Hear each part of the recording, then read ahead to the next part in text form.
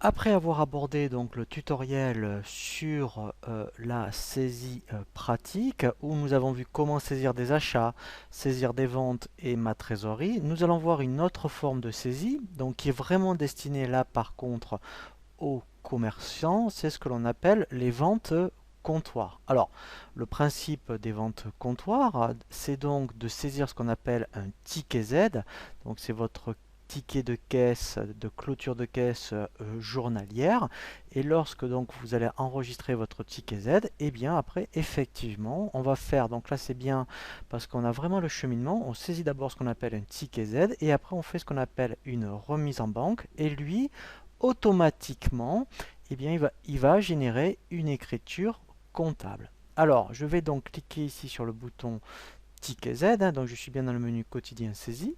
Voilà, donc là, mettons, on est donc le 4 février, donc ici, on va mettre recette jour, et là, en fait, on va indiquer, donc si on a fait, admettons, 1000 euros, alors ça peut être, admettons, 200 euros en espèces, on peut avoir, par exemple, 300 euros de carte bleue.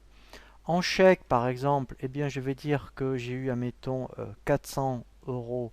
Voilà. Et autres moyens. Alors, les autres moyens, ça peut être soit des bons d'achat, des bons cadeaux, des choses comme ça. J'en ai eu donc pour 100 euros. Et lorsque donc vous avez saisi les 1000 euros, il faut faire attention ici, dire mais est-ce que ces 1000 euros c'est du hors taxe ou du TTC? Donc là, si je laisse hors taxe, quand je vais donc rajouter, donc il faut que je ventile mes produits.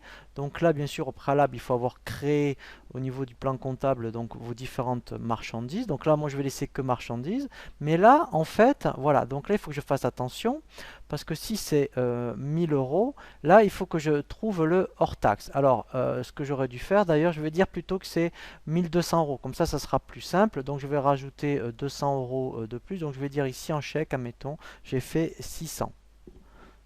Voilà, comme ça, c'est 1200. Donc, dans ce cas-là, ici, eh bien, ça fait 1000 euros hors taxe. Et là, dès que je vais saisir la TVA, voilà, lui il calcule bien les 200. Et là, vous voyez que donc il dit, ben voilà, ça y est, j'ai bien ventilé, je dirais, ma recette. Hein, voilà. Sinon, ici, vous dites que c'est du TTC, vous auriez saisi 1000 ou 1200, et là, directement, on aurait eu montant TTC, il aurait calculé la TVA tout seul.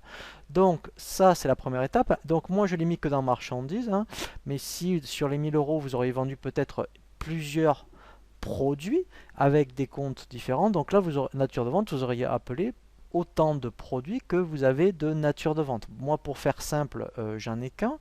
Donc ça, c'est ma première étape. Donc ça, c'est le ticket Z. Maintenant, effectivement, donc là, je fais... Alors déjà, je peux faire enregistrer. Et là, je fais voir écriture. Et bien là, déjà, ce qui est intéressant, c'est que je vais voir comptablement mon écriture. Donc là, je fais OK. Voilà. Donc là, déjà, vous voyez, ben, ça vous évite de saisir cette écriture. Donc lui, déjà, il a fait ça, cette écriture à votre place. Mais ça va encore plus loin, puisque là, on a constaté que la vente. Maintenant, il faut faire ce qu'on appelle la remise en banque. Donc là, je fais fermer. Et en fait, donc si je revenais dans l'Open Guide, voilà, je clique ici sur remise en banque. Voilà.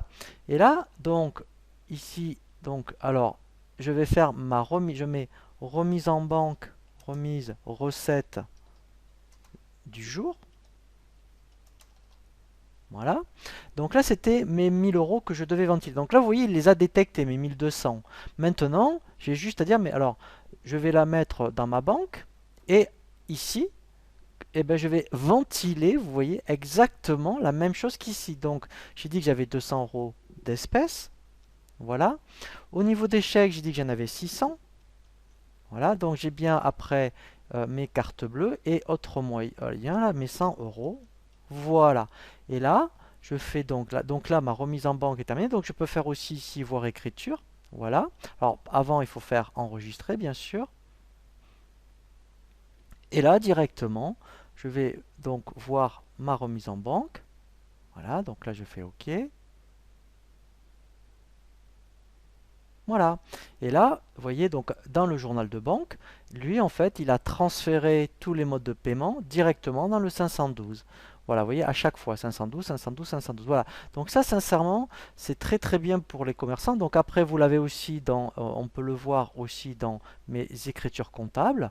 Voilà, donc si on clique pas sur, voilà, et en fait, ici, vous voyez, dans BP, vous voyez, j'ai bien ici toutes mes écritures de remise en banque.